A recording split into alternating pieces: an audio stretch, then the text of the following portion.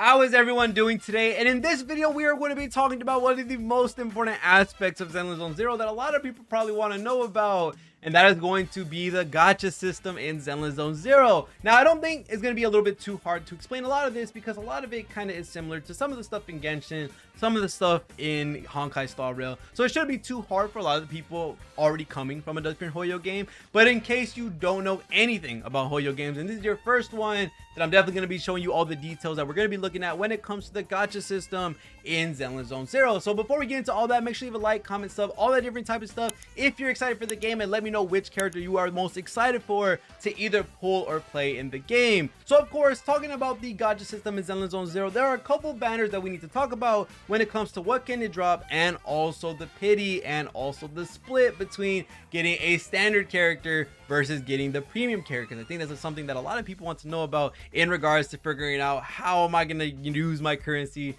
to get the characters I want and to get the weapons and all the different types of stuff, which we have quite a bit of banners in this game, and a couple of quality of life features that we did end up getting for this game that actually is pretty good, that I think is a big improvement from what they've done in Genshin Impact and also from what they've done in Honkai Star Rail. So starting with the limited character banner, of course, the #1 banner everyone's looking at, with our first one coming out being Ellen. And then the next one is going to be Shuyan, which is going to come in the second half of the patch for version 1.0. So starting with the Ellen banner, of course, looking at the banner itself, you are going to go for Ellen, or you're going to have a chance of getting a standard character. And out of these standard characters is going to be between Grace, Rina, Coleta, Nekomata, Soldier 11, and Lycan. These are the standard characters that you can possibly get when you lose your 50-50 when it comes to summoning on the limited premium banner. Now, looking at the character banner, what is the pity? Well, the pity is going to stay the same at 90 for most of what these REHOO games have it, and the split between getting the character and not getting the character is going to be the usual 50-50. So you have a 50-50% chance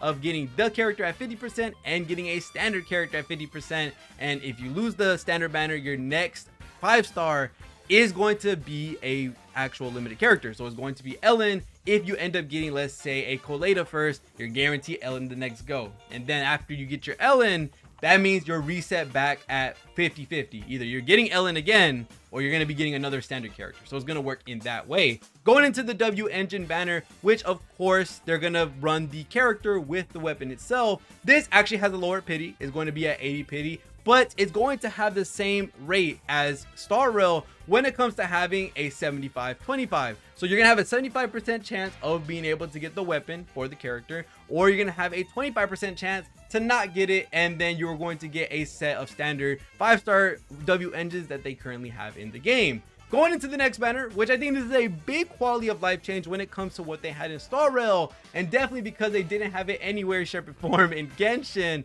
which is going to be the starter banner / standard banner. And the reason I'm lumping them together is because they're the same banner, and that's a very good thing, and I'm going to be telling you why. The standard banner / starter banner, especially talking about the starter banner at the start, you're going to be getting a free 5-star, but not free, but you're going to get a 5-star after 5 multis. These 5 multis are discounted, so it's actually 40 of the pulls that you're going to have to use to be able to get 50 pulls.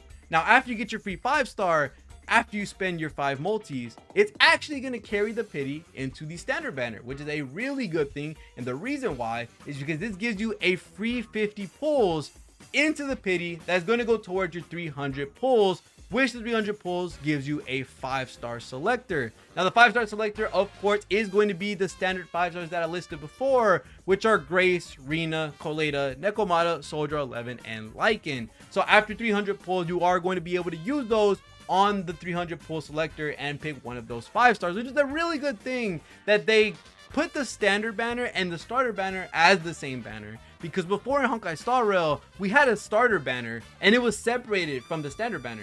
So that means if you finish that starter banner, all that pity that you used or all those pulls went to waste after you got your 5-star. So you have to start the standard banner at 0. Now you're going to be starting it at 50, giving you a 50 pull head start on the 300 selector, making it 250 away. Now that does sound like a very long time, but of course we're getting pre-register rewards, which is a free 2 multis. And then not only that, there's going to be many different sources of being able to get those pulls for you on the way of playing the game. I think around CBT3, around 2 days worth of playing, and it was me cracking out on the game. I actually got around like 130 pulls, 140 pulls off the bat without wasting any of my premium currency on the actual standard banner, which is actually a really good thing that you get that many pulls. So if you get lucky, you get a couple of 5 stars or maybe even a fat ton of 4 stars that you can try out and play the game for a very long time. So it's not like the resources are scarce to be able to get your 300 pulls. I got halfway there in the first few days of CBT3, which is actually a really good thing for the game, so that we're able to get a couple of units, try different play styles, and also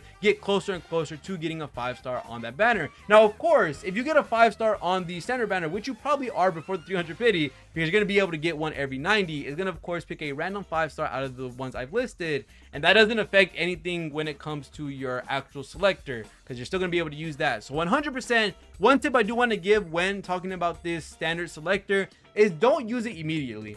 Unless you really want a character, you might want to save the selector until you either have all the standard characters or you have all the characters that you might want. Because you don't want a situation where you're summoning for a brand new unit. Let's say Zhu Yan for some reason. You have a couple of the standard characters. You don't want to get a character from the selector just for you to lose 50-50 on Zhu Yan or any of the other limited characters and not be able to select the one that you would have had to complete the roster, or to pick another character that you wouldn't have had already, but now you have a dupe of that character because you summoned on the limited banner and you got the standard character, which was the character you picked out. So you kind of don't want that to happen. And talking about the very last banner, because yes, there are 4 banners in Zenless Zone Zero, there's quite a bit, but talking about the very last one is going to be the free-to-play Bangboo banner. Now this banner, at first, when everyone was talking about it and everyone was looking at it, was a little bit controversial because no one knew how the currency worked. Now, from playing as long as I did of CBT3, looking at the Bangboo banner is actually a very good thing for the game, because not only are you able to get 5-star Bangboos practically week 1, you get the first one in week 1. I think I hit max pity when it came to the coins that you use for that banner. This is a currency that you cannot buy. So whales cannot whale out and be like, ha, I got a S5 or max dupe Bangboo, and you don't. I got the brand new Bangboo. I get every new Bangboo. No. The Bangboos are tied to a currency that you get when it comes to leveling up your Hollow Zero, when it comes to leveling up your world level or your agent level. I forgot what the world level is called in Zenless Zone Zero, but you get it from there, you get it from missions, and you get it from Hollow Zero. So there's a bunch of different ways to get it, and from the pulls that you use on the Bangboo banner, it gives you a certain currency, and those currencies can be put into a shop that lets you buy more tokens. So the only way to get it is by grinding the game. And I think that's a really cool thing. And especially with the events that they gave out at the beginning of the game for CBT3 and later down the line, all of them had those type of coins. So you had a constant source of events giving those, the Hollow Zero giving those, your world level giving those. So you have a lot of different sources to be able to pull that currency and to be able to get a set amount of Bangboos. And looking at those Bangboos that dropped from that banner, a lot of them are pretty good, that are excluding the 5 stars. I actually had a Bangboo that was a 4-star for the Ice team that I think was a lot better than the 5 stars that we had currently in the game on the banner, and I did get to pull the limited one. And it's the same thing, another pity as well when it comes to the Bangboos. If I'm not wrong, I don't have it right now with me, but I think it's 50-50 if I'm not wrong when it comes to the Bangboo banner. But for the most part, the 4 stars are really good in that banner, and the 5-star, although he's supposed to be for a certain set of characters, because depending on the faction that you're in, also gives boosts when it comes to the Bangboos.